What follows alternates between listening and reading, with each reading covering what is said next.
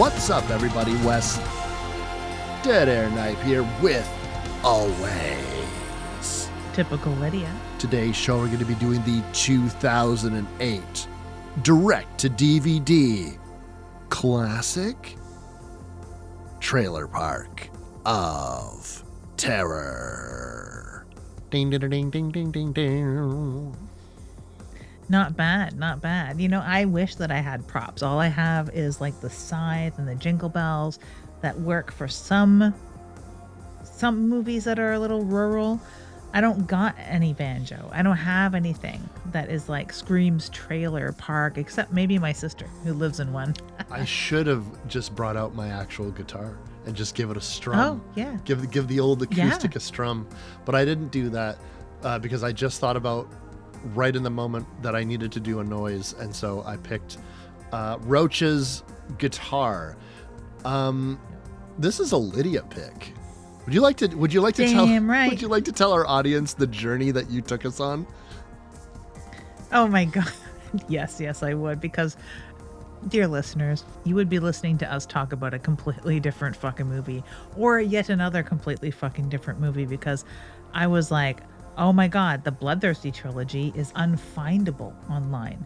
I would have to order the film in a physical copy somewhere to watch Vampire Doll. And I had no way of watching it. All of a sudden discovering this on like a Thursday, when I normally watch the movie on a Friday to prepare for the Saturday recording. And then I was like in a panic, apologetic panic. Let's swap the movie last minute. Let's go to Nosferatu. It's out. I can rent that for $25 motherfucking dollars.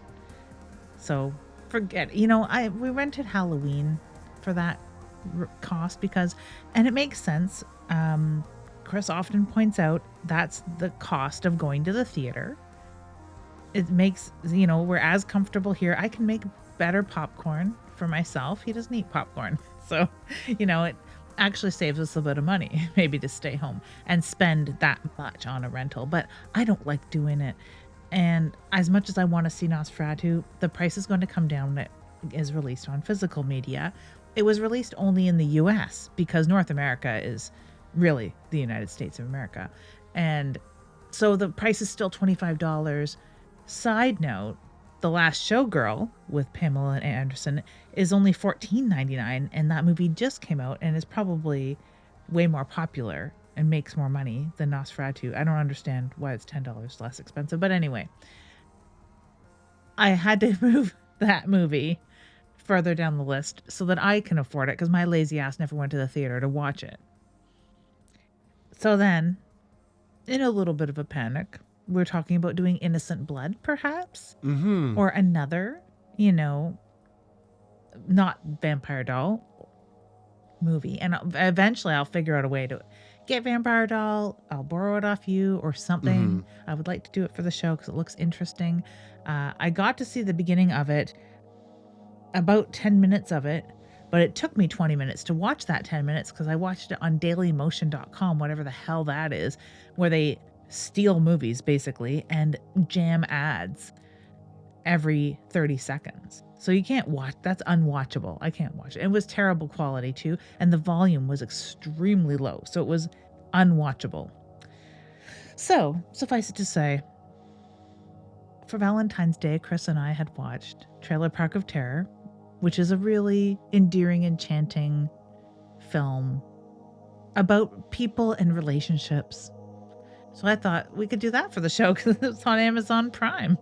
Yes, so we are doing Trailer Park of Terror. We will get to the Vampire Doll. It could be something, maybe we could, the next time I come over, we do another in the room recording. We can maybe do it then.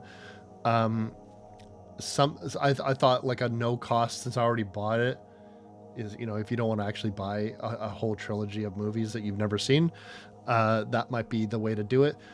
But in the meantime, we're going to be doing this. Now, I had never seen this film before, but I had seen this DVD cover because the second you suggested that we do this.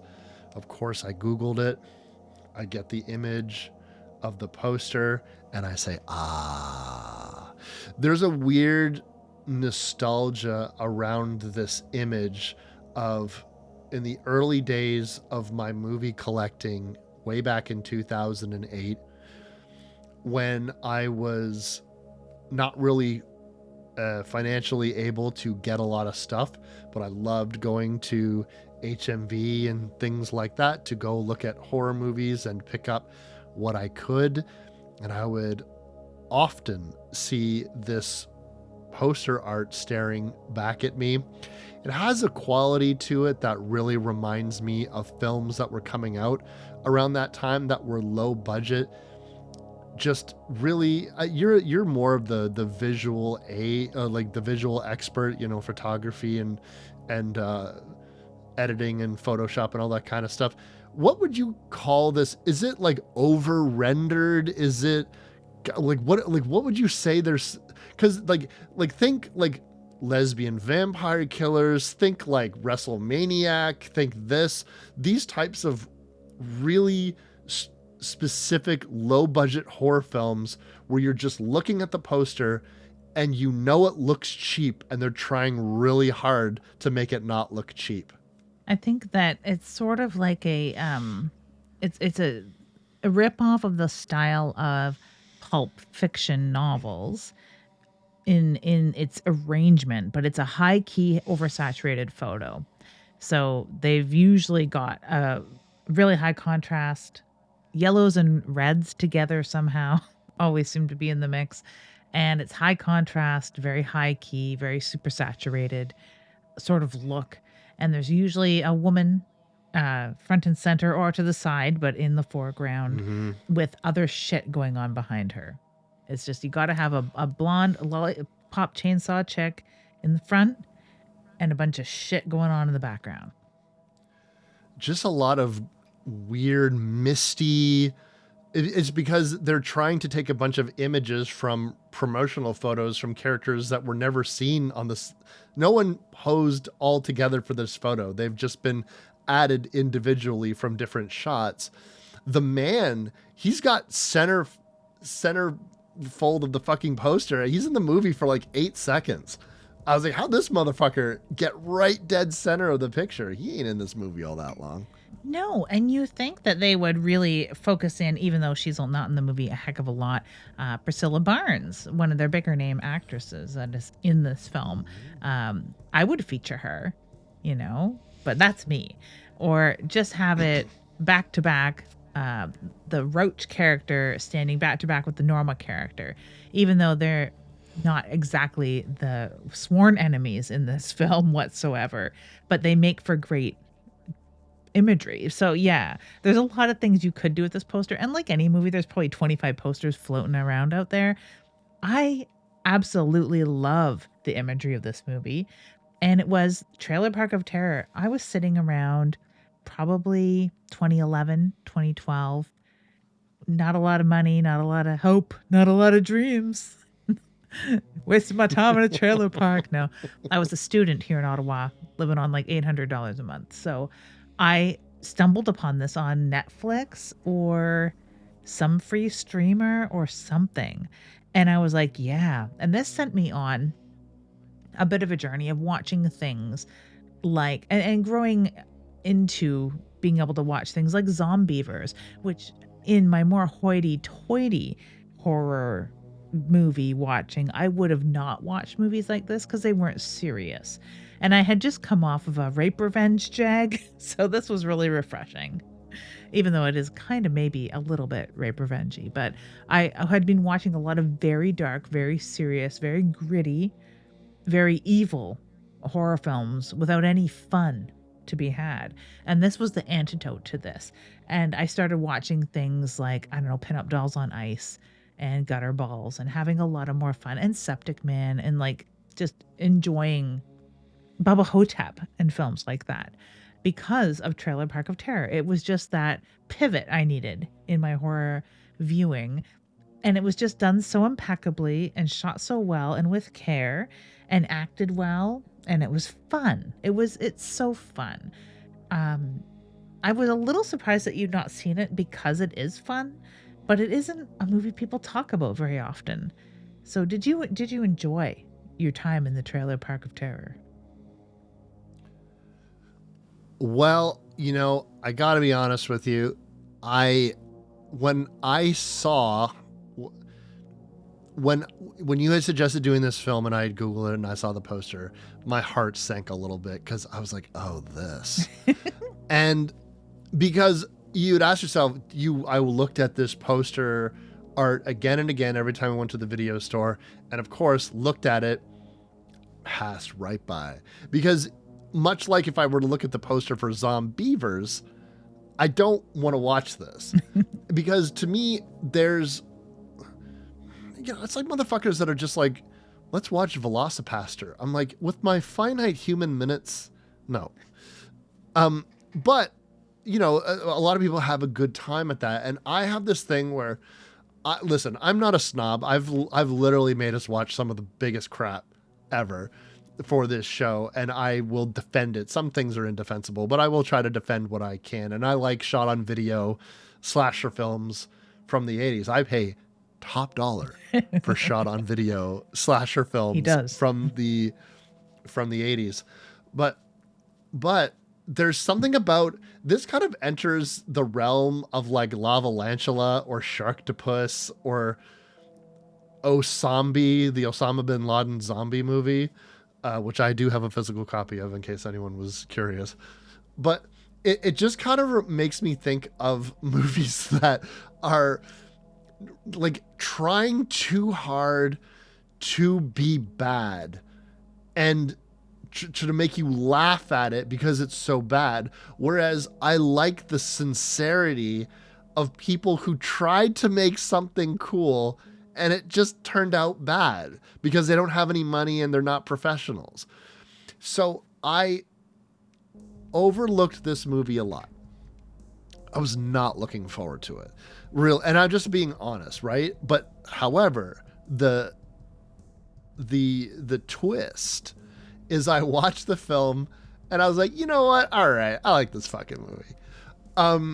The beginning, mind you, gang, I didn't know what this movie was about. Like, I looked at the poster and who the fuck I don't know what this is about. And just if you think that the movie could set up a bigger pack of assholes in your entire life and then somehow try to make them worse, but the only difference is now they kill people, but they're still the biggest pieces of shit ever. Because by the way, even when they weren't zombie devil creature things, they still killed the guy. Poor Aaron with his blue jeans and ponytail lids. You're just trying to take Norma to the dance. It's just a dance. Aaron, who's not even given a credit on their Wikipedia page. I mean, who knows who played Aaron? But and they just laughed. They thought this must have happened before, because this seems to happen often enough that they're not shocked by them having just killed somebody accidentally. There was Marv. He's like, oh, baby, I'm sorry. There was this moment where I was like, oh, so they were just fooling. They were just fooling. Like, and being like kind of the worst and like vaguely rapey and like, I was like, Jesus Christ, this girl can't even leave her house without, some people are saying nice things to her. And then it's just terrible things over and over and over again, to the point in which I was like, girl, walk faster. And yet they seem genuinely sad that they accidentally killed Aaron for like 30 seconds. Yeah. And then the next time we see Marv, he's like, oh, hey there, Norma. Like he accidentally spilt her glass of orange juice. Oh, my bad, baby girl. Anyways, like, yeah, that's pretty much it. You killed the guy. Yep. You killed the guy. So this movie's fucking wackadoodle, man. But as the film progressed, I have problems with it, but as the film progressed, I could definitely see why you recommended it. I definitely, I do like it. And you know what? I will say that at some point, the next time, mark my words, listeners, the next time my eyes ever grace this poster in a store on Blu-ray or DVD, I don't know if it ever got to Blu-ray, but it's definitely on DVD because I used to see it all the time. I won't pass over it this time. I'll give it a purchase. We have a physical copy, and I'm glad because both me and Chris end up loving this movie, and it's like he's the only person I know that has ever watched it. Except for one or two mouth breather weird reviews of it online. There's not enough. Bloodbath and Beyond did do a review of it, which is nice. That's not surprising. Yeah. Yeah. That guy usually does like some pretty weirdo stuff. And it's weird when you were going through the list of some movies that are within the ilk of this sort of film. There are so fucking many of them. Oh my God. There are probably people who only watch this kind of shit. And this would be the crowning glory because it's really good. I had a feeling that you would turn around on it when you said, I wasn't looking forward to this, and my heart sank. Because it does have the elements of a watchable, entertaining film. And I think that it sort of straddles horror comedy. It's a little more gory than most people who go after horror comedy would want. Some of the content heads into real hillbilly horror, rapey, there's a torture scene in it where I was like, man, the tone of this is fucking weird. What, like, some characters get offed pretty much the way that I expected, and other characters are tormented to the point in which I'm not going to throw around torture porn, but it definitely is in the ilk of, tonally speaking, I couldn't figure it out. Because I was saying, aside from the fact that these guys look like, you know, like Dr. Satan's going to come around the corner at any minute. They look almost like, you know, like they would look like props on the stage of a Rob Zombie concert. There's nothing really fucking funny going on in the scene. And if you were to make it just people doing this, yes, it would be fucked up, like really fucked up. Yeah, because they don't even have the amount of one-liners as Deadites do, but they remind me more of Deadites than zombies, and they behave like them. It's funny that you say Deadite, because when there is the character of Lorleen, she is the most Deadite like character that there was a vibe there, particularly where there's a little bait and switch with you know, poor little Tiffany, where I was like, this is very Evil Dead.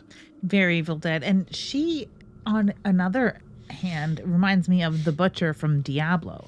And I play a lot of Diablo, so I hang out with the Butcher as little as possible, but he's there.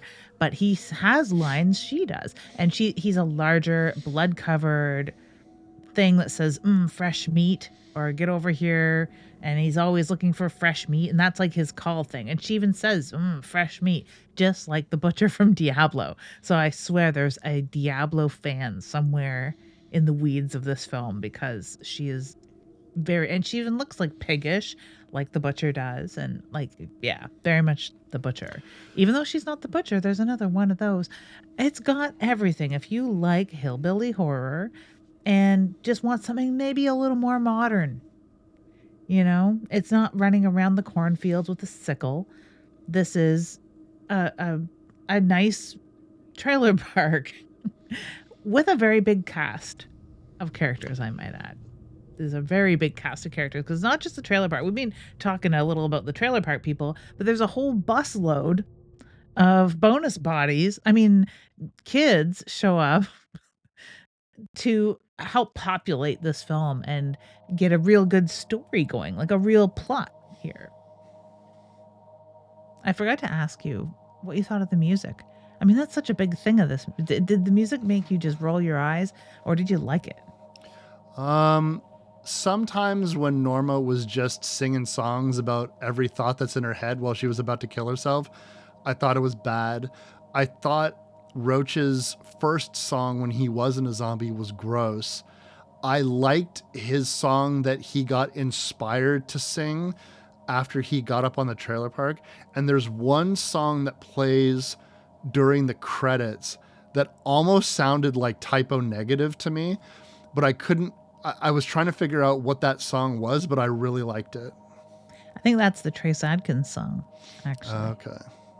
Which brings me to the best question of all, Lids. What is this movie even about anyway? We gotta tell them. This movie is about the American dream, Wes.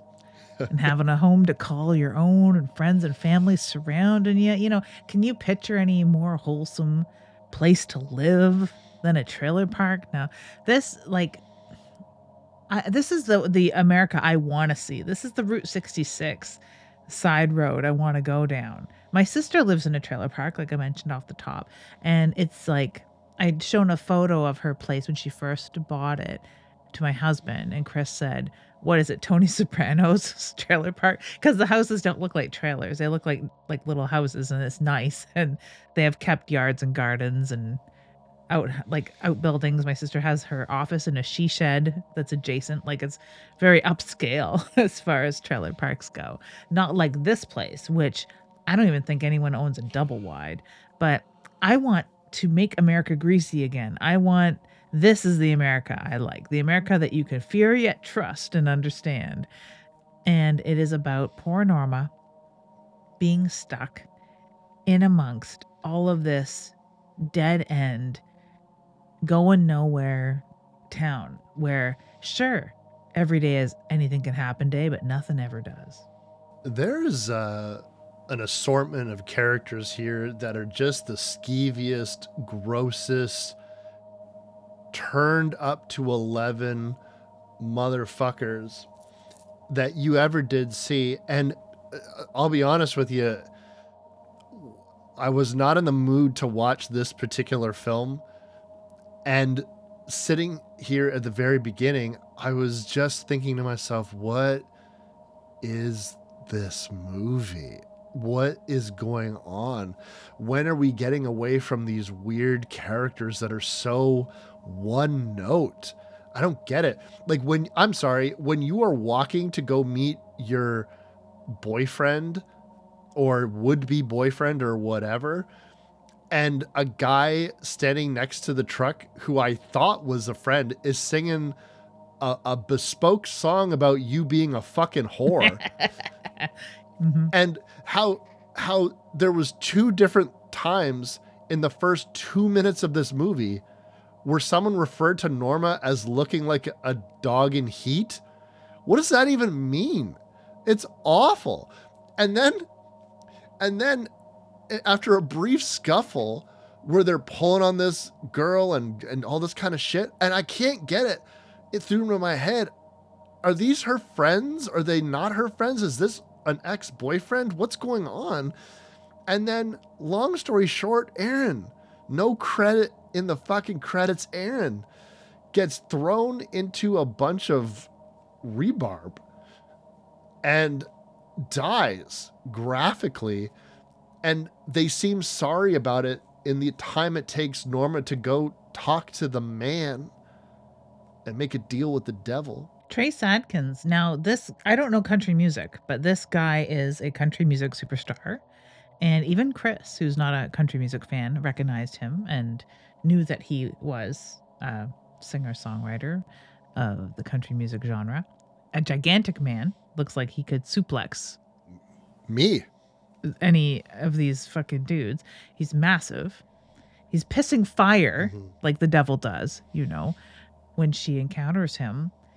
And he has a truck full of snakes with a gun in it that he makes a very loose deal with her. I had to rewatch this section this morning. This is about the fourth time I've seen this film, but I was like, wait a second. He never did hammer out even the scantest details of her deal with the devil. Also, do you need to make a deal with the devil where you have to do everything yourself? All he did was hand you a gun. I have a sneaking suspicion finding a gun in this particular area is not that hard. So what makes it a worthwhile deal on her part? Because she doesn't have to walk to the gun store? She was probably on her way to the gun store. That's Chris had the same point, and I didn't really think of it because I thought of it more as he could have been handing her anything. He may have handed her nothing, and like it all is just a fantastic, like when she's walking away from the trailer park and encounters Satan or the devil or whoever, whatever you want to call him, the man. It's all kind of slow-mo and dreamlike anyway. So I'm not sure if any of that even really happened. She probably just reached under a bed, grabbed the closest gun, did what she did. And he never said to kill herself either, because that's how this ends. Where she sings literal lyrics about how she's feeling in that exact moment. And I was just watching the film like, there's Norma just singing about every single thought in her head. Maybe it's a gun that doesn't run out of ammo, because with that little pump action, she massacres the entire, even people that liked her, children running around, killed Miss China, who is pretty offensive, but hot, very hot. So I'll give her that. But the kills the kills all the hillbilly guys that killed Aaron, and some of them had guns, so she could have even went like Roach was shooting at her, so he had guns. I know Stank was a ex-military guy. He probably had guns. She probably could have gotten guns there, but this gun, Lids, doesn't run out. And then to just cap it all off, she blows herself up. And then we get a nice little intro that, first of all, you didn't know this movie, this incident, Norma, this was back in the 1980s. And now that this place has burned down, we see a bunch of missing persons newspaper clips over the title sequence: 1984, 87, 92, 97, blah, blah, blah, blah, all up into the present day, letting us know that this has probably become the site of the Bermuda Triangle of the trailer park world.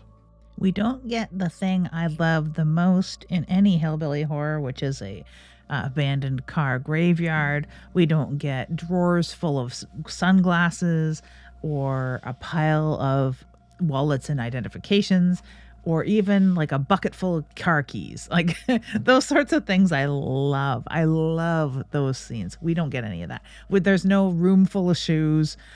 I miss that. And there's a missed opportunity here to show all of these abandoned big rigs that would be littering the area.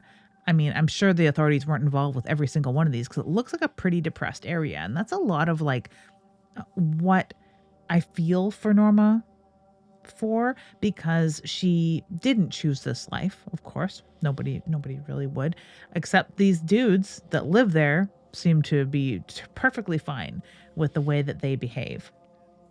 Before the massacre, there were a lot of truckers around, and it was their thing was that their friends that are truckers would come to the trailer park, and a robbery would be staged while they went and hung out in the whorehouse.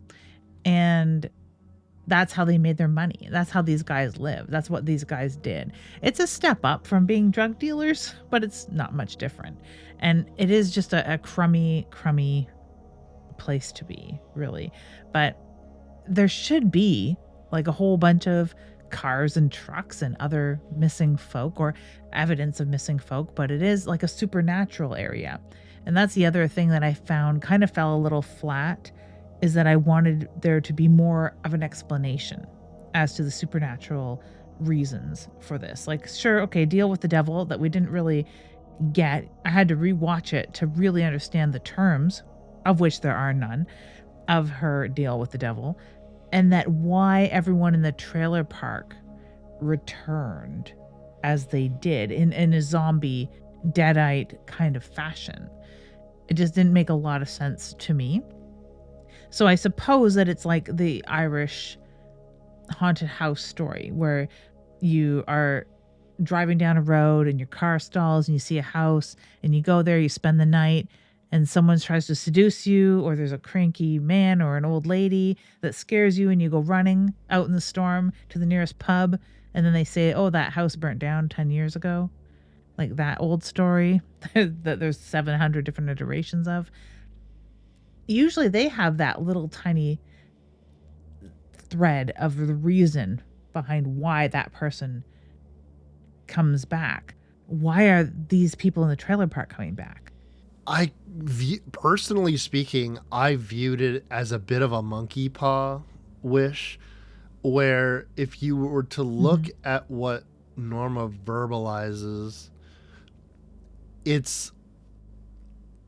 she's pretty and she wants to have these opportunities and she wants to get out of that town and get away from it because it's hell.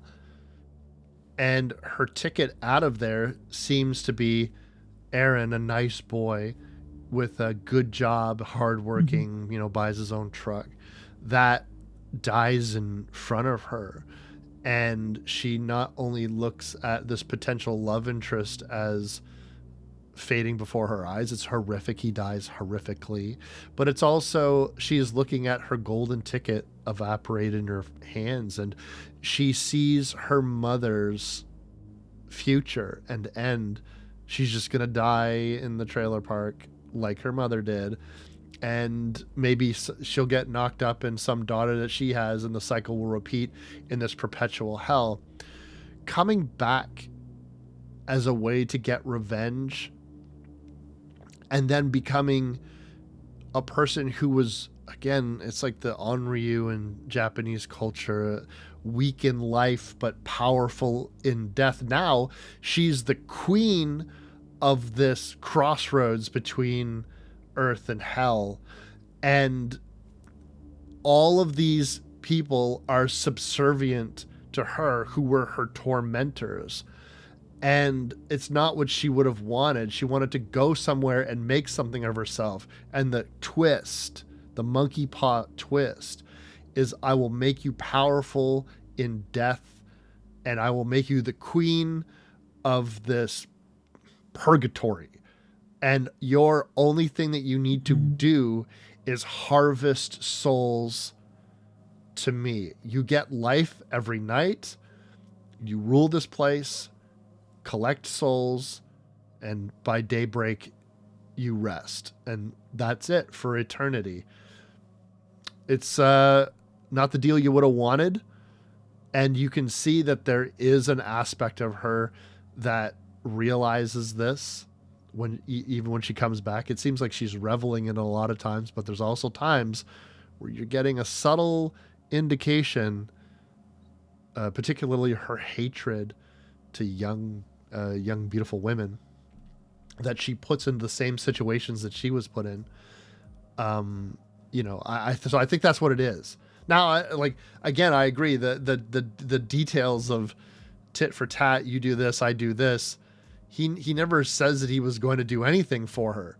He just handed her, again, a gun. So it's weird to me. That part is very flimsy. Very flimsy. At least they seem to be enjoying what they do. Yeah, I wanted to ask you this, Liz. Why are they all friends now? Why is it all... She hated these pricks, pricks, and they tormented her. And now they're like, is that what happens? 30 years of killing and resurrecting and sleeping, and, they all have derby cars and shit, and they're all just living like this horrific monster lifestyle, and they argue more like siblings, and Marv goes from creepy, abusive, would-be rapist, it looks like, to just a hound dog zombie hillbilly with a crush. Is that is that what we're doing? No, that's really it. And everyone seems I don't know, Roach just sort of lorded over everybody, standing on top of his trailer playing shitty rock music and serenading everybody, much like Tom Green used to downtown Ottawa, from what I understand. But yeah, He red man, red shirt man walking down the street. I see you, you see me. Ha ha. How's your red shirt working out for you? Yeah, that sort of stuff. But in a very good bluesy, decent, like he's a musician in real life, you know, much like Trace Adkins. There's probably other musicians involved in this. The music, and there's a song done by a woman that's really good. It sounds like Bird Eats Baby or some band like that. Some of the music's actually pretty good. So he goes from that to someone like he's like the Civil War guy from House 2. Like that's what they remind me of. yes, I was thinking of House a little bit too, like them coming back, or or even just the soldier from House 1, just like these goofy, like they're just so silly. They're so silly until, by the way, they're not silly and they're really dark. Like they're really dark. And I want to talk a little bit about the tonal shift, but before that, Lids, we need to talk about our no good nicks, our bus full of teens and their Christian youth coach, literally wearing like a tracksuit, who's trying to put these kids on the straight and narrow. Now, I don't want to cast aspersions when the first time that we meet old Bridget, someone is yelling in her face, calling her goth whore. But she eventually calls herself that. Yeah, she kind of mirrors. She's a weird mirror of Norma in a weird way, which we don't really see coming either, because she seems to be like a typical goth person who is ostracized for no good reason. And she's not even like super crazy goth either. She's just a little goth-ish. Yeah, like she bought like a pentagram at Spirit Halloween and wears it sometimes, and they're like, oh, so goth. But you know, yeah. And just probably has naturally dark hair and just is naturally pale. But she's a goth girl with a heart of gold, though, because she like really takes care of the people around her. I tell you, a lot of these characters are fairly one note. They kind of have like one of the hoariest cliches that I can't stand, where you have one character. This happens, by the way, in more than one movie, where you have a bunch of characters on a bus, and then you just go around the room and say, this guy does this, this guy does this, this guy does that, this girl does this. And it's just like, it lets you know the amount of time that we have to introduce a plethora of fucking characters, because not only did we just meet fucking 5-6 characters that we need to learn the names of, and they all have their own personalities. Now you are being introduced to like 6 or 7 more characters that all have their own names and personalities, and you have to distill it down to the most base principle. This guy steals, this girl gives blowies for cocaine, this girl and this dude is a bully and they like to fuck. There's a goth one. There's a computer geek. He never really says what that guy did wrong, although maybe being a cowardly little piece of shit might be why he's in that fucking youth group, I guess.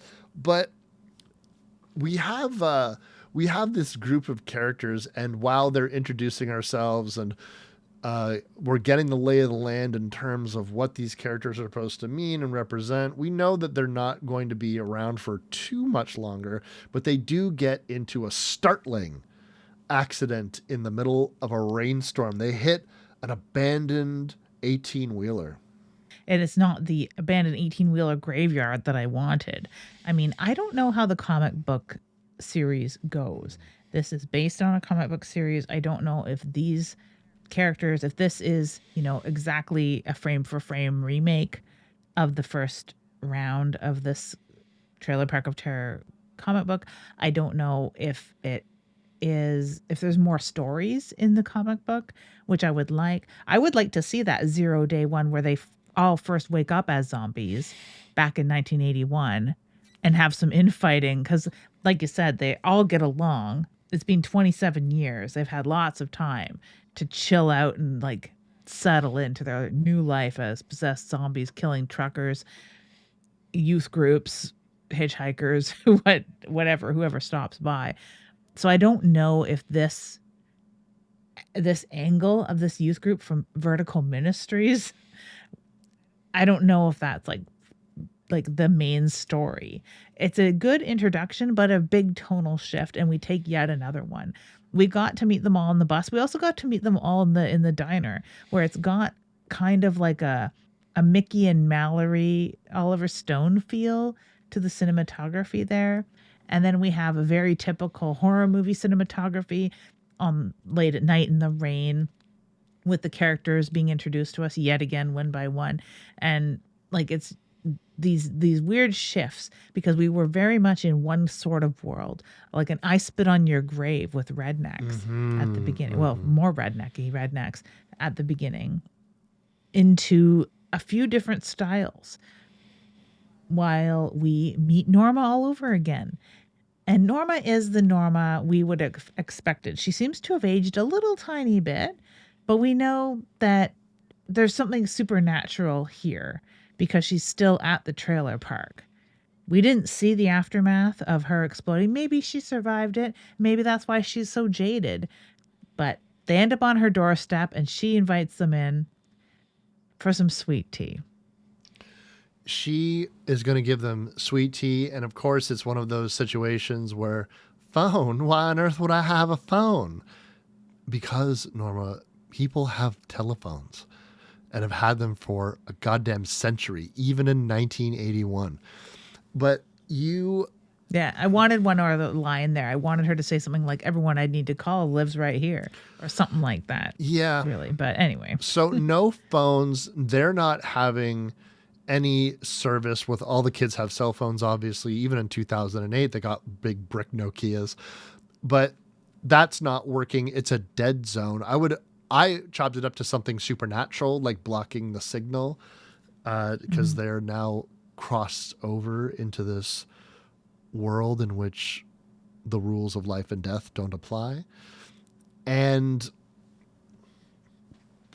she wants to tell them a scary story. And so we're going to get a flashback and we're going to get a little bit more flavor text, which really raises more questions than it answers. But what we do learn is that Norma's mother, I guess, was an amateur pornographer, but she worked specifically with the local sheriff. And meanwhile, she's like, I do this so you have the opportunities that I never had, so you never have to do this type of stuff. I'm assuming that the higher, more noble deeds that Norma's mother is probably talking about is Norma helping rob people while truckers are getting handies by a masseuse named Miss China, who I kind of didn't really understand. Did Miss China kill that fucking guy? Like, I think she did. It looked like I believe that she did. And they probably have done this. This is why I think that they're no strangers to death at the beginning. But yeah. So God forbid that she not resort to like pornography, which I guess she has to do anyways because her mother doesn't want to. I don't want to get too graphic here, but she doesn't want to do a sex act, and she gets killed for resisting. And, you know, now Norma's got her mother's blood all over her face. And then she says, whether this happened or not, but why would she lie? She said that she had to finish making the porn movie. I was like, why did you have to finish it? Like, I don't understand. I guess to keep from getting killed yourself. Yeah. And I'm picturing that it's that mood of like where Marv kills her boyfriend and is all like, anyway, carrying on. Guess we have to go and rob this truck now. So get your fucking jaw off the floor. Come on, we got work to do. Where I don't know, I keep thinking of him as the butcher, the butcher guy, and the Stank. sheriff, Stank and the sheriff. They need to get that done, right? I'm sorry, What? Stank and the Sheriff sounds like a fucking... Doesn't it sound like tonight on Stank and the Sheriff? It does. It does. Smokey and the Bear or Smokey and the Bandit or whatever. Yeah, it's Stank and the Sheriff. Stank and the Sheriff are like, well, it seems our lead actress is indisposed. Guess you'll have to step in for your mother. Wipe that blood off your face and get to it.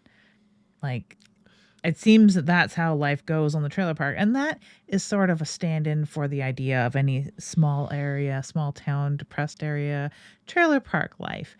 And that's why a lot of people leave small towns, not because this level of depravity is going on, but it's because, oh, well, I guess that 15-year-old got knocked up by her uncle.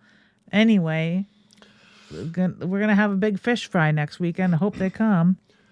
There is a sense when you're in these isolated pockets, these little communities, that it's your whole world and you can't envision the people in this small, insignificant little trailer park seem far more powerful than they actually are. People who have no power outside of, walk for an hour in any direction and they're nobodies. They're losers. They're petty criminals, not worthy of consideration. But here, everyone all knows each other and they're all against you. And if you tried walking down the road to get away from them, you envision that they're these all powerful, they'll find you. Like as if they could even get off their asses for more than 5 minutes to come and collect you. But she doesn't feel that way. And I guess she's in charge of all of them anyways. She starts passing out pillows to, Bridget and Tiffany and fucking Michael and all these different other characters that exist. And they each get put into different trailers that are in the park. And as a first time watch, I was trying to remember whose is what, where she was describing. And the only thing obvious to me was Miss China, because that was the most standout-ish thing. I couldn't remember who's a veteran, who's this, who's that. I couldn't remember at the time. But this really does become your video game level. And it's each one of these trailers has their own bespoke zombie character that we're aware of. Some are free roaming. So it's a little Resident Evil, it's a little Silent Hill. And each one of these characters gets introduced. Now, the pastor or the youth minister or whatever he is, he ends up having sex with Norma, who shows an interest in him pretty much immediately. Alex and Amber go to have sex. So we have these simultaneous sex scenes. This is where I noticed a problem for a movie that's trying to be this sleazy. No nudity. And they try to be kind of coy with it, except when you're literally looking at two different sex scenes where everyone is basically fully clothed and they're indicating sex. And I'm I can clearly see that everyone's still wearing their underwear. I'm not even getting guy butt. What is going on here? Yeah. I can't see anything. Fine, I guess. Why are these scenes in here if you can't listen? I don't want to come off as a creep, but don't put those scenes in if you're not going to give me nudity. I'm sorry. I don't understand what the point is. It's not interesting to me to watch people fuck. But what is interesting is how this youth pastor doesn't seem to understand what is going on as he's getting his head ripped off. He has the most reaction to getting his head ripped off, where he's seemed more mildly confused, because her face in the midst of sex begins to melt and what are you? And it causes him to lose his erection, and she gets mad and she wants him to get it up. And then she makes a joke about giving him a little head. And he's like, oh, what's going on? And then she just rips his head off. And I was like, he didn't even really understand what was going on. He seemed so confused. Other characters won't be so fucking lucky, but it does give you a good indication. We saw Aaron get killed. That was pretty graphic. This is pretty graphic. So you know where they're putting their graphic. You know why this is getting an R rating for violence, which is really why we're here. We see, what is it, Jason? He's getting a massage from Miss China. This scene's fucking hysterical because like she's wearing a mask. She looks actually like pretty creepy with the mask, Yeah. and in the robe, beautiful woman, and she steps on him so hard that his spine comes out, and then she tries to give him a hand job and then rips his cock off, but they don't show any of that. I wish they kind of show me the cock getting ripped off. You know what I'm saying? I know that sounds fucked up, but it's a movie for starters, and secondly, Yeah. I just would like it so much more. If the joke, I get it. She's trying to give him a hand job and he's dead or mostly dead or whatever the fuck. And it's obviously he can't get it up under those conditions. Although I would think it's hilarious if he did. And if they indicated that he finished, that'd be fucking hysterical. But she gets mad and she rips his dick off. And so now we're into this. Now kids are dropping. I think there must have been a precedent set by at least one person on set, if not the showrunner, whoever they were, that, if we're not going to have this sort of nudity, we can't have any nudity at all, because there's not even like gratuitous butt cheeks. And we have some nice bootylicious women That's that true. wear their clothes very nicely. Even the older women look really good in this. Even fully clothed in a robe, the women are very good looking. Some of the men are extremely good looking as well. So they don't show any nudity whatsoever. They show boxer short grinding. Yes. And that's like it.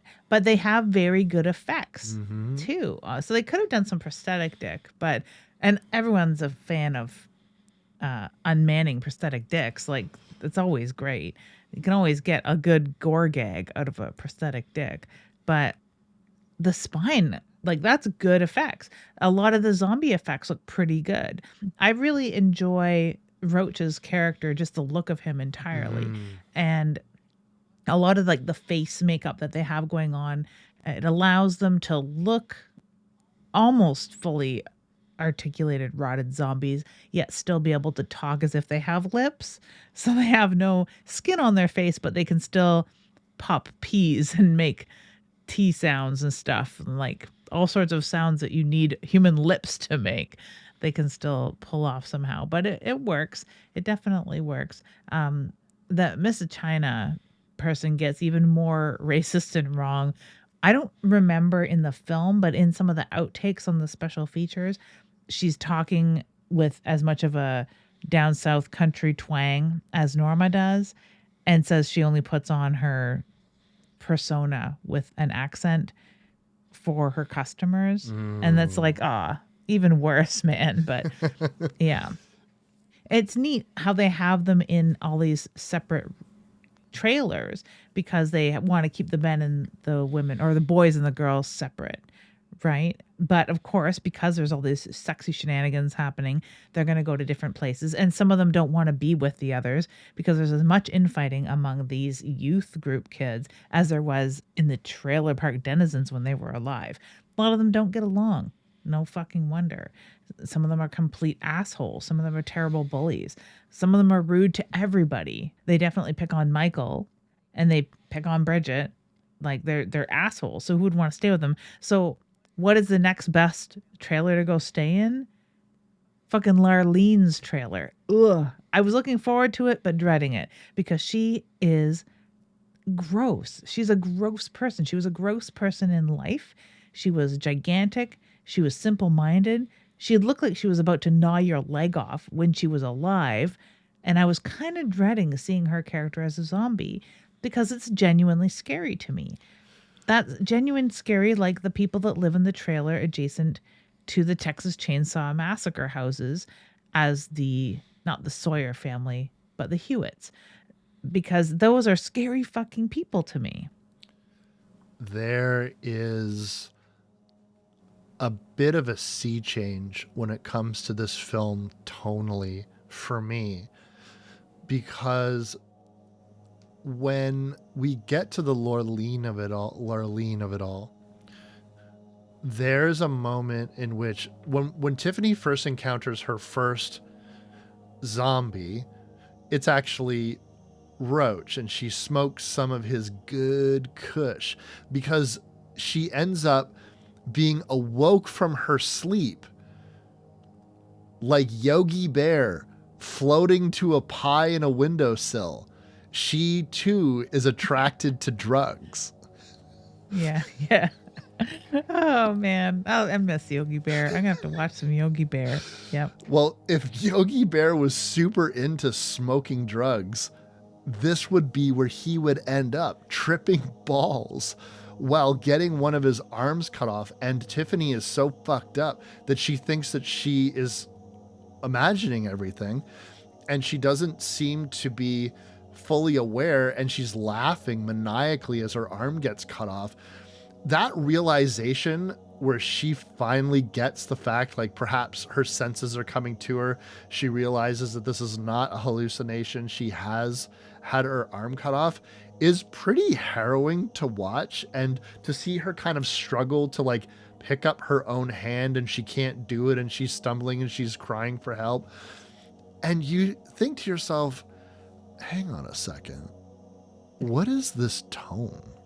Like, I thought we were all just rip roaring, hollering hillbilly zombies, and we're all doing some grody fatalities on some troubled teens, and we're all getting out of here.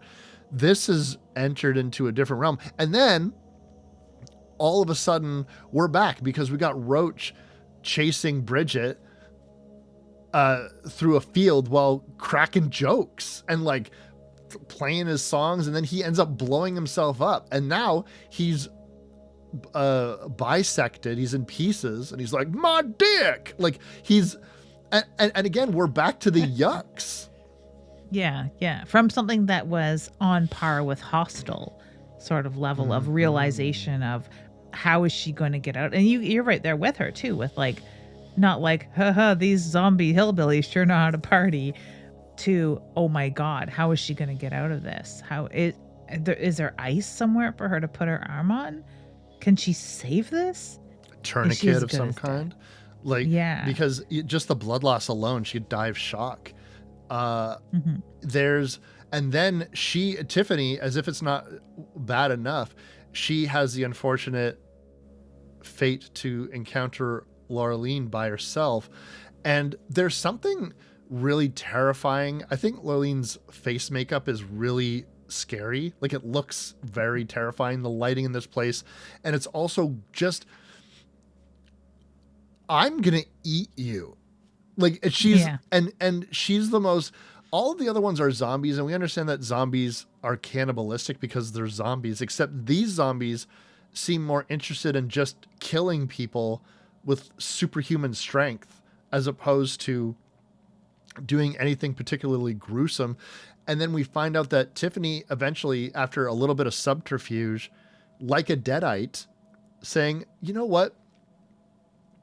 I don't want, Tiffany's crying, I don't want to die. And she's like, oh, you know, maybe you should just go and try to get some help then. And she gets out of the way of the door. It's like, you go on now, it'll be all right. And then she's just like, oh, I'm just joking. And then she eats it. When we see her body again, she's like getting disemboweled and eaten. And you know that was just like a slow, awful way to die, as this woman like gnawing at your stomach and pulling out your entrails. The tone of this really does sit with torture porn, and throwing that term around with, I can see why you would be hesitant to do so, but it fits very much, and it is genuinely terrifying. And I'm glad it's not just me that finds this girl terrifying, not only because of the jump scare nature of the butcher in the Diablo games, but because she's not much different as a zombie that she was in real life. and she probably posed this exact same sort of threat to people, where she was eating anything that could fucking move before. So now she is eating things that are still moving. That's the biggest difference with her in Death. And she just looks a little more scary. She was already greasy and terrifying and dirty and kind of like monstrous looking in life. And she's become just a little more so in Death. So, yeah, a very, very scary looking person. And is probably that like nightmare scenario of what people think of when they think of hill folk, hillbillies, inbred, trailer park folk, unfortunately. Um, it makes me want to do the film Inbred, which has some parallels here. Have you ever seen the movie Inbred? I don't believe I've seen that, no. It's one I've had on the list, on the bottom of the list for quite some time. So maybe we'll pull that out sooner or later. Because there's no real, well, no, there is comedy in that, but not the same sort of goony deadite sort of comedy that's going on here. But, you know, aside from just chasing people, scaring them, killing them in for the yucks, as it were, there is some kind of like not a hierarchy. Well, there is a hierarchy here with Norma as the queen of the trailer park, but they still kind of get up to their old shenanigans as far as making movies. And they get really cruel with these surviving people. There's something where you can turn around on characters who are assholes, let's say. And Alex, like Amber definitely was exuding a bitchy vibe, let's say. But she seemed more passive and not even really willing to like speak up or say or do anything. She did offer some snides at Bridget, but Alex is just a motor mouth, relentless fucking prick. And they still managed to make me feel fucking bad for this guy. Because they're having sex, and all of a sudden it's 1 hour photo where they're grabbing some people and they're gonna go make a movie, and Norma wants to go make a movie. They try to interject some comedy into it in the sense of like Stank forgot to hit record, and so this whole thing. But think about it this way: let's make them not deadite zombie hillbillies, okay? And then let's say you have a woman with these two people at her mercy, forcing them to have sex on camera. That's the goal, while holding their youth pastor's head and making them apologize to his severed head while they're crying and begging for forgiveness and trying to get away, while these guys, these two big hillbillies, like cackle and mock them. And it's awful. Like, it really is awful. And I remember watching this scene, because this goes on, and they play head games where they're like, if you kill her, I'll let you go. And so he's like almost strangling Amber to death, and he doesn't want to do it, and they try to make a break for it, and she ends up getting, man, not since the fucking Drano in Mother's Day have I been more like, that's awful. For whatever reason, which was played for gags earlier, Norma inflates her breasts with compressed air. She shoves compressed air tube down Amber's throat until she effectively, I was like, are they going to cartoonishly have her blow up? I'm like, no, she's just going to vomit out gore and disgusting like crap. And I'm like, that's gross, man. Like, this is gross. Like, and I feel so fucking bad for her. And then you think like, what do they have in store for Alex? Good news. All of the porno stuff is over, because now Sergeant Stank is going to skin him alive, and it's going to be graphic. It's surprising, isn't it? You know, like on one hand, you're like, I don't know what to call this. On the other hand, I'm calling it a damn good time, because this movie really does have everything. It really, really does. The skinning scene is fucking wild. So much. First of all, he skins Alex and makes him eat himself. That to me, well, I was like, we're crossing so many realms of fucked up. And again, this is billed as kind of a comedy. And Yeah. And you've been feeling that it is a comedic thing. Like, we have gone in a span of less than 10 minutes, I believe, to having a blown in half zombie in the field, making jokes about having to be pulled back together and having this like sort of buddy comedy between Roach and Marv yeah, to this. and even the stuff with Stank, like they're all played as such bumbling Three Stooges like goofers, and yet they're doing really horrific things. And I really, excuse me, my coffee is okay. So the elements that they're combining here, it cannot be ignored what time that this movie came out. We're talking 2008. We are talking Saw. We are talking Hostel. We are talking Serbian film. We are talking about this descent into extremely, like, the French extreme is blowing up. People are watching films like Martyrs and High Tension. And people are, but there is still an element of camp that seems like such a throwback to, I was a fan of Evil Dead and Return of the Living Dead, and I want funny, yucking zombies. But the trend in horror is bleak, dark, graphic, sad. So can we balance these two elements? I don't know. Because I don't think so, because you're watching her do almost a comedy skit with the pastor's head during a forced sex assault scene that's being filmed maybe by the guy who filmed her during and after her mother's death and was responsible for her mother's death. Like, it's very, very, very, very, very, very, very dark, let alone the gore that we get to. It's very dark, just in principle, if you keep those things in mind while she's screaming and yelling at these crying teenagers, brandishing a pastor's head, which could be comedic if you took all that backstory away. I agree. And when Alex is in the skinning scene, one of the things that I'll give for the skinning scene is, I don't know if this was a creative choice because maybe it seemed too much, but maybe it's the limitations of our young actors. I don't know. It doesn't seem like he's selling it to the extent in which I think being skinned. I've never been skinned alive, gang. Let me just be honest with you.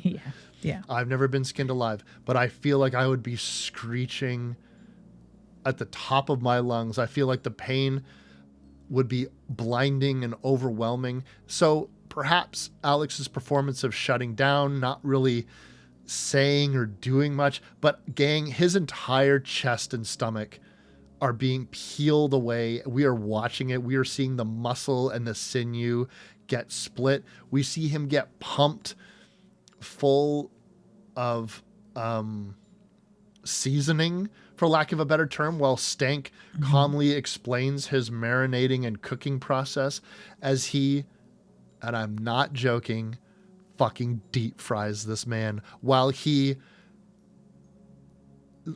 weakly says, "Yea, as I walk through the shadow of death, I shall fear no evil." That is fucking brutal. It's extremely brutal. The only thing that I will say that pulled me out of it was he was still wearing his modesty boxer shorts as he was getting deep fried. And it's really weird to me that if you're going to cook this man, wouldn't you take those off? Yeah, you would. And I think that he became a little overdone quite quickly because he was flash fried and he turned into a crispy critter, to be crass. Yeah, it is. But and I'm watching this film and it's like, I don't want to be I don't want to be a baby. This is not funny, guys.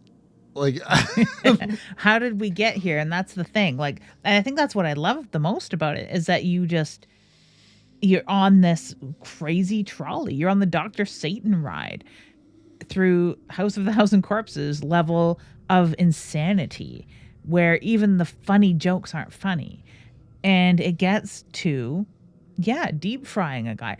I'm a fan of deep fryer death scenes in horror movies. They're usually quite quick. They're usually not full body. They're usually not set up to deep fry pigs, which is, I guess, what that setup is supposed to be originally for.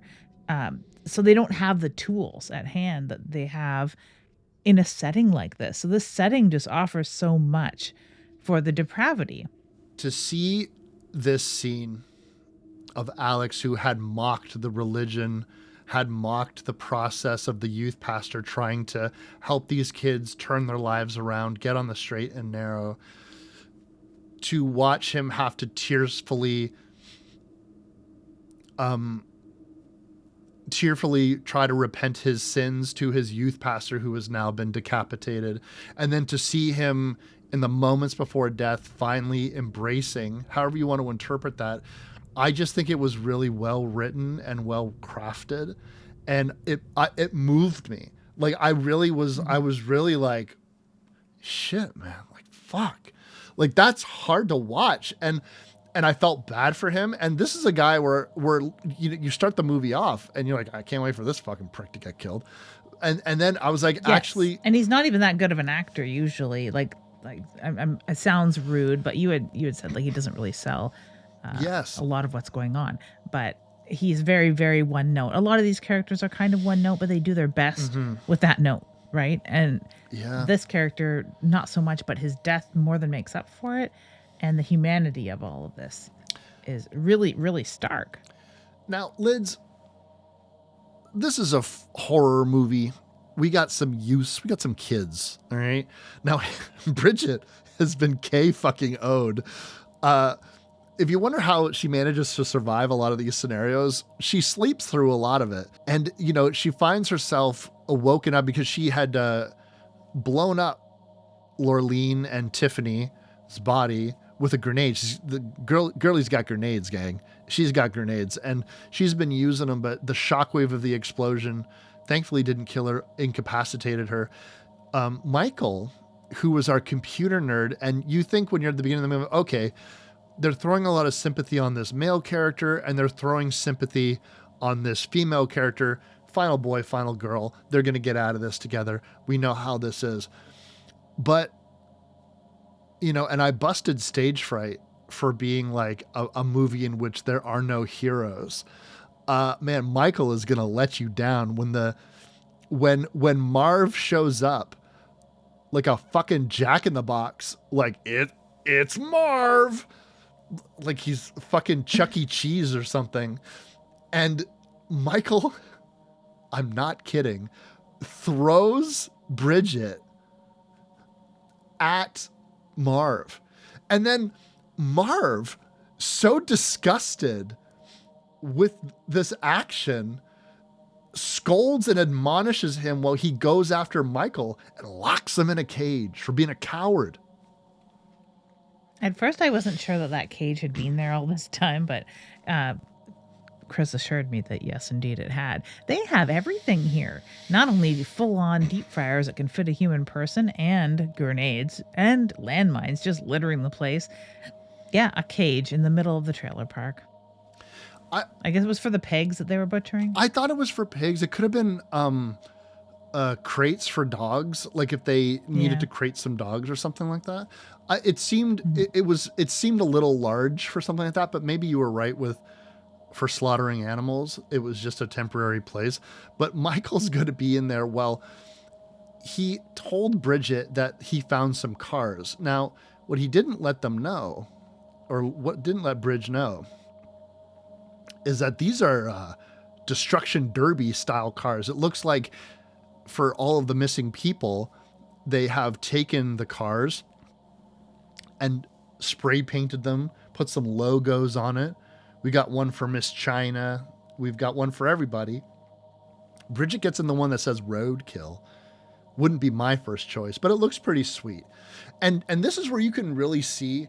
So I didn't know at first that this was based off of a comic book, but the more I was watching the film and the more iconography that kept showing up, and then when I was done watching the movie, I did a little searching on the internet to see what I could find out, just do a little research. Oh, it's based off of a comic book. That makes all of this make a lot of visual sense because it has a bit of pop art to it and it seems so fucking surreal and weird.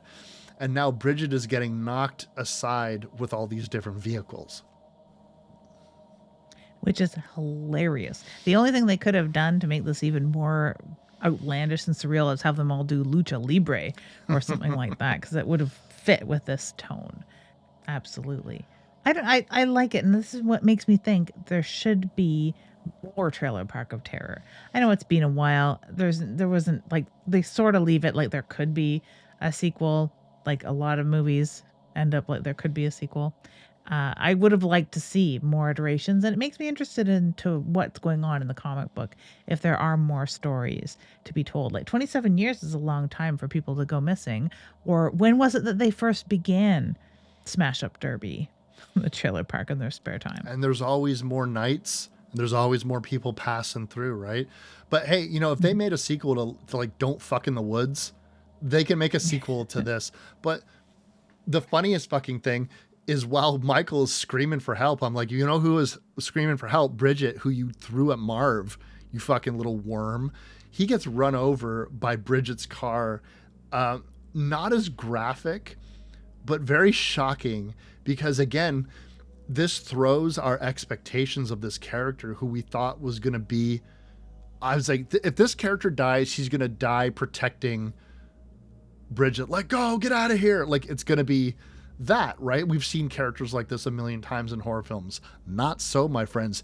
He is going to get punished for, and there is a little bit of context to this, because one of the things about Marv, when he was making fun of Aaron, he called him rich boy. He thought he wasn't like worth shit. They were like bullying him. But the second Aaron threw a punch, Marv didn't really seem offended that he threw a punch. He seemed impressed. So I think that if Stank didn't accidentally kill Aaron in that opening sequence, I think they might have just gotten along just fine. I think he might have even said, Marv would have been like, you know what? All right, you could take Norma out. You're in my good books. It's like, respect, right? Because I can't get over that scene of Marv going after Michael because he threw Bridget at him.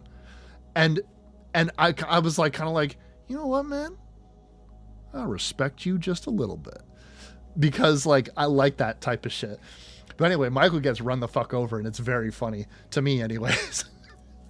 No, and he deserves it after spending most of the time. Like, for one, Bridget is like passed out for heroic reasons for a lot of the end half of this movie. Michael's hiding underneath a trailer. Yes. Watching everything go down and just waiting for a chance to escape, really, honestly. Sure, he lets her in on the cars, but it's for the most part, he just cowers. You were right to call him a coward.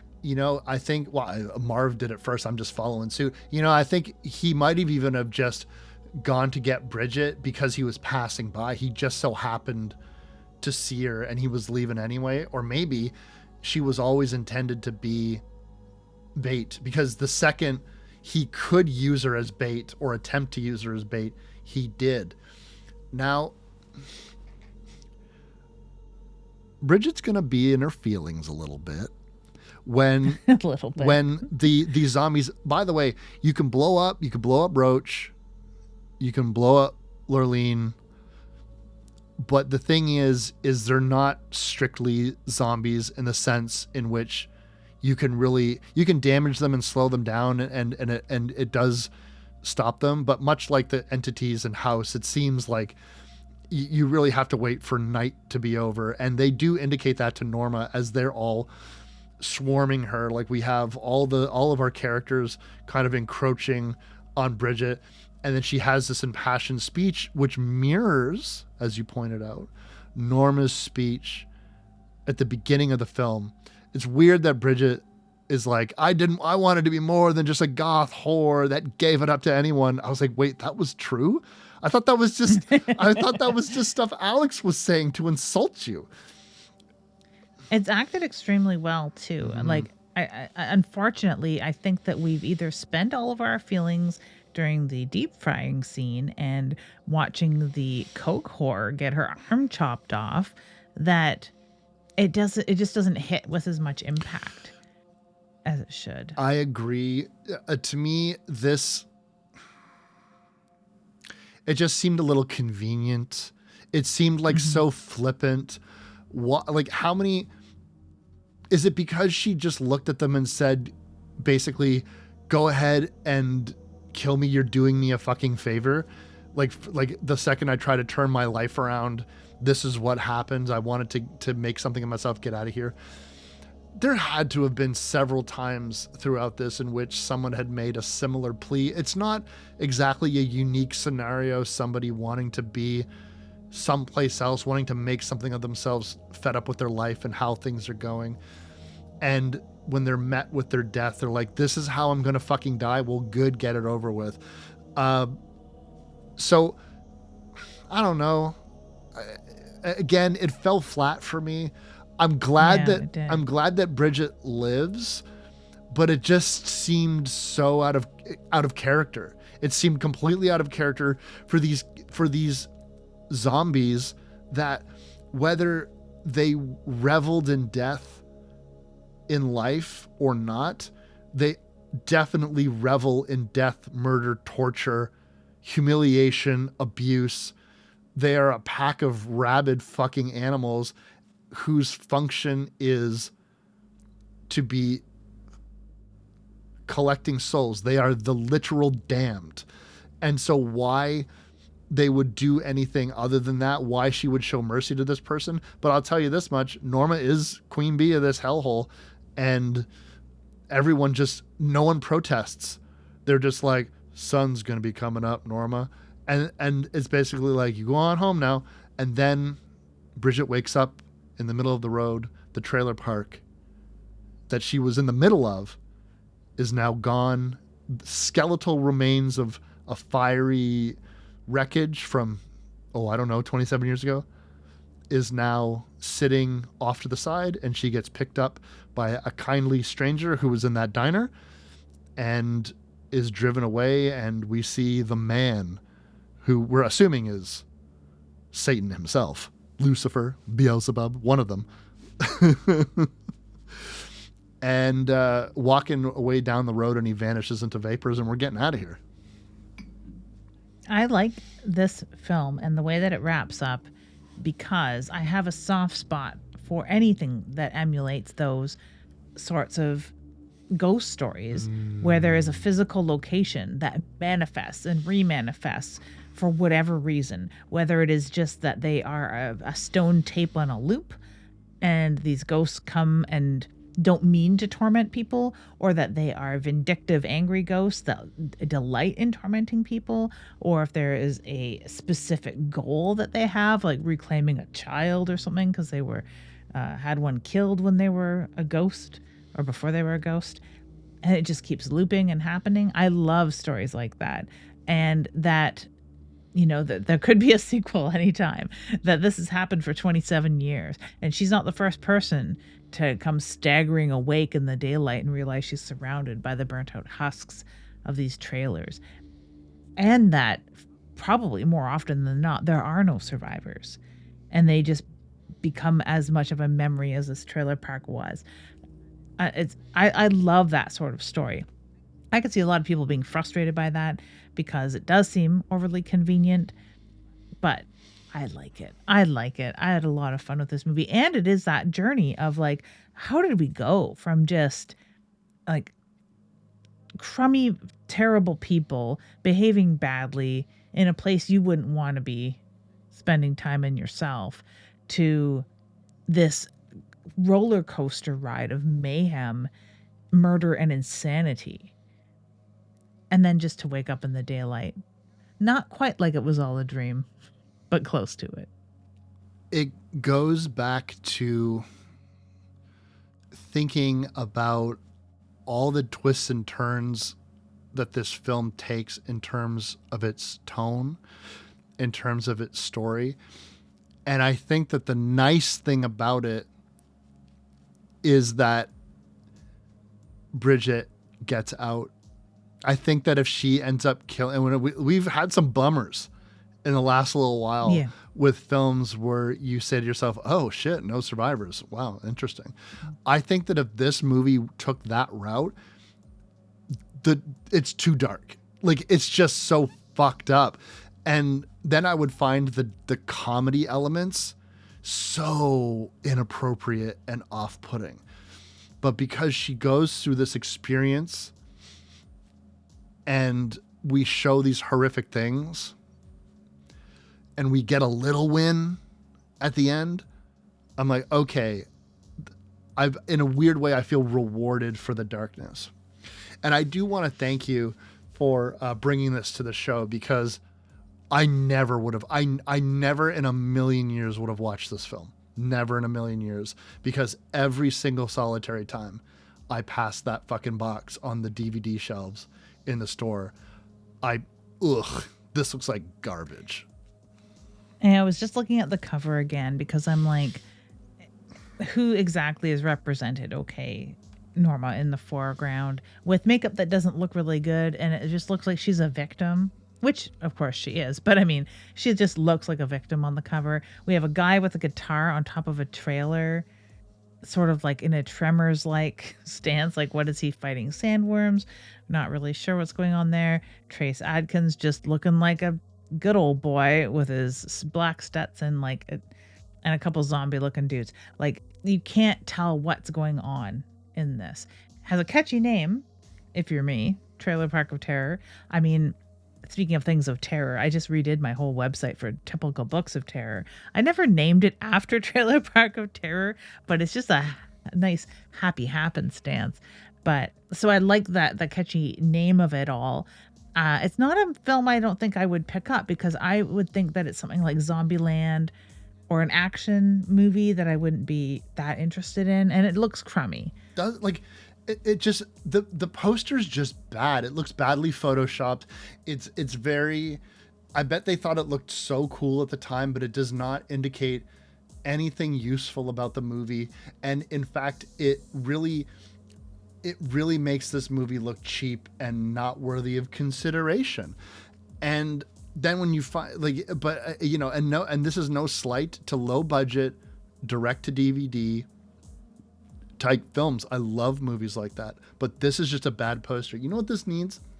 This needs like Arrow or Vinegar Syndrome or Scream Factory to get their hands on this and redo the fucking, give it a nice slip cover, reversible. You can have the crappy old poster on the inside label and do a new one with some hand-drawn art that's really popular in boutique releases nowadays. That will move this. I'm telling you, it's the fucking poster is the problem. There's a really cool cover of one of the comic books that shows Norma with a cigarette hanging out her mouth, and half of her face is zombified and eyeballs hanging out and stuff. And the other half of her face looks pretty normal, made up, nice, normal human flesh. And that sort of cover would work really well. I'm curious about the comic book now. Mm-hmm. I don't know if I'd want to pick it up digitally. I think this would be a fun one to actually physically flip through. Yeah, so I'm going to keep my eye out for it here or there. Any of the issues, really, just to see, especially if there are other stories. Because I still think that would have been really fun to see them on the day they woke up as zombies. Like, what the fuck, Norma? And they'd all have this infighting. It'd be so great to see. And that would probably carry on for 10 goddamn years. So I do like it. It is super dark. It's very gory. It reminds me a little bit of another film that no one ever talks about, Condemned. Remember that one? Of course, yes. A very, very gruesome movie. Mm-hmm. But fun. Very fun. With quasi comedic things, and it had some heart. There was a real message to be told with that film. Where here, I don't know, the message is it's sort of like, well, this is why you don't live in trailer parks. Duh. Yeah, it's really hard to put your finger on it, but I'm telling you, I think that people should check this film out and just try to get past the poster, because again, woof, it's very indicative of its time and not in a good way. But what do we got next for him, Lids? Coming up next, we have another comedy that is not a comedy whatsoever. It's billed as a comedy. If you go over to Amazon, you'll see Innocent Blood from 1992 is an action, comedy, horror, romance. It's a crime story too, though, but they don't say that. They have comedy. And I've only seen it once a while ago, and I don't remember it being comedic whatsoever. But then again, I don't remember it being super horrific. But I don't usually count vampire stories as horror a lot of the time, because that's just real regular life for me. I'm kidding. We're gonna do Nosferatu as well after that, because we're slowly building up to a movie I've been trying to get my ass to see.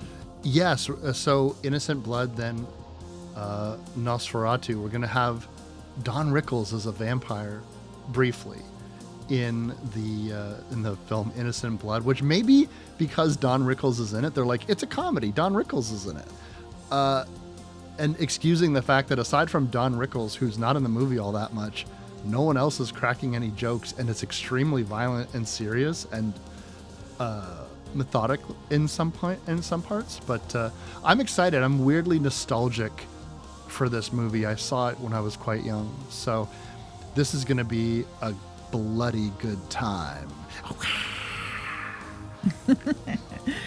We could stay on the vampire trip forever and watch the not comedy of Kiss of the Vampire and stuff like that.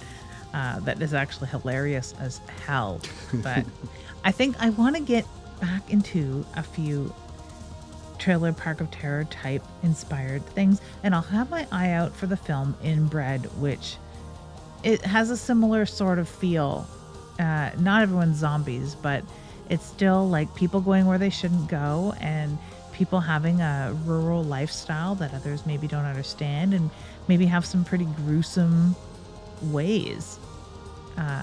So we'll keep an eye out for that one. But Innocent Blood I'm excited for, because like I said, I only saw it once a while ago, and I didn't think it would be one that we'd ever bring to the show, but here we are. And that's the beauty about doing this show forever. It's because we just get to all these different movies. But on that note, I'm Wes Knipe. And I'm Typical Lydia. And you've been listening to Dead Air. If you like this show, you can find more episodes and other content on splatterpictures.net, Spotify, or wherever you download podcasts. We also upload all episodes to YouTube now, if you'd prefer to listen that way. You can find us across social media like Instagram, X, and TikTok, and the show is edited by Lydia Peaver and hosted by Lydia Peaver and me, Wes Knipe. We'll see you next time.